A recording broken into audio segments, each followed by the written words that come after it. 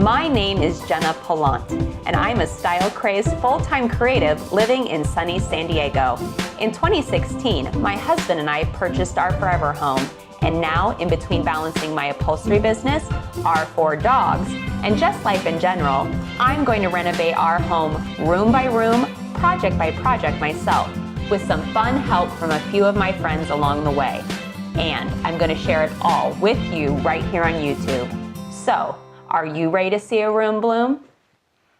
Today's the day, y'all! It's finally time to reveal the family room in all its renovation glory. Many projects were taken on in order to complete this first room bloom room. I demoed the fireplace down to its base structure and then reconstructed it from the ground up. Next was installing the hardy backer over the new fireplace structure and learning how to tile for the first time ever. Then I got the idea of building floating shelves for each side of the fireplace and painted them a beautiful Calypso Blue by Behr paint.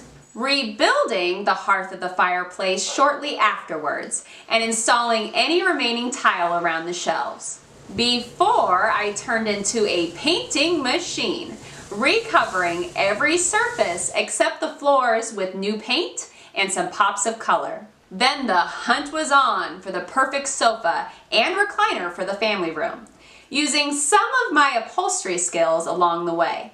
A new ceiling fan was installed, and artwork was acquired to help bring my entire interior design plan together. Yep, that's a lot of hard work, y'all, but the end results were worth every ache, headache, and tear. Are you ready for the big reveal?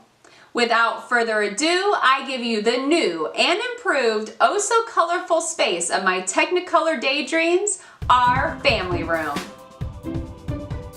This space turned out even better and brighter than what I had imagined in my mind's eye. From the top of the ceiling all the way down to the floor rug, this family room is exactly what I hoped it would be. A colorful, welcoming space for me and my family, where we can spend our weekends binge watching some Netflix, chillaxing in the evenings after supper, and any free time in between. To finish up the family room's decor scheme, I put together the custom area rug I ordered from the floor company. That's FLOR, by the way. I love this company and their customizable carpet pieces because the sky's the limit with your creativity, and they are so easy to assemble.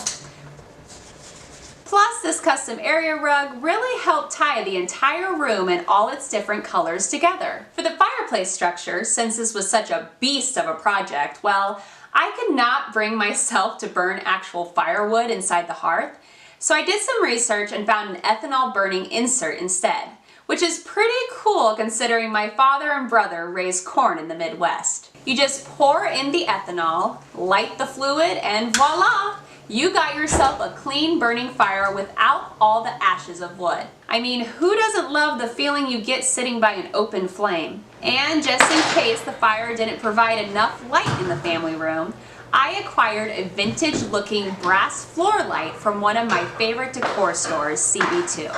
I just adore its giant white globe and its mid-century modern flair. Our new concrete coffee table is also from CB2. The coffee table books, pillows, and other decor items, however, were things we already owned. Just an easy way to save on a home renovation project. Reuse what you've already got. The Samsung TV was also a lovely addition to the space with its art mode, as televisions can be such an eyesore, especially for designers. This way, when the TV is not in use, you can have it be in art mode so it appears as if you have artwork hanging on the wall. How great is that? And speaking of art, remember how I said last episode that I wanted to do an art installation on the left side of the fireplace? Well, I did just that with these balloon dog ceramic bookends I found. Most of them came in a multitude of different colors, but I did end up having to buy about 7 white ones in order to complete the installation, which I of course spray painted in bright colors. On the right side of the fireplace, I decided to reuse many of the items that were originally on the former fireplace's mantle. I also designed the shelf space specifically on this side to house the 7-Up sculpture I sold to Dee when he asked me out on our first date. Not only rad to look at, but also holds a very special meaning in my heart. The framed gray Malin parrot photo also turned out spectacular, thanks to my friends at the Frame Maker in San Diego. Oh, and Dee loved it too, by the way. It was the perfect way to thank him for always supporting my creative endeavors. You know, like launching your own home renovation show on YouTube. I hope you have enjoyed going on this first creative room bloom renovation journey with me.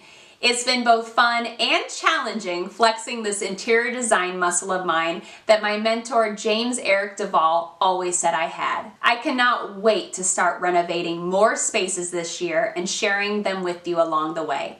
I hope you'll continue with me. Just remember to subscribe to my channel and hit that little notification bell at the top right of your screen. That way you'll get notified every time a new episode airs. And if this final episode of The Family Room has left you wanting only more of The Family Room, feel free to visit my blog, luckylittlemustardseed.com, to read the blog post that goes along with it, where you can find additional photos of the space and all the sourcing information for the decor items. Thanks again for watching Room Bloom, and stay tuned for new episodes this coming March.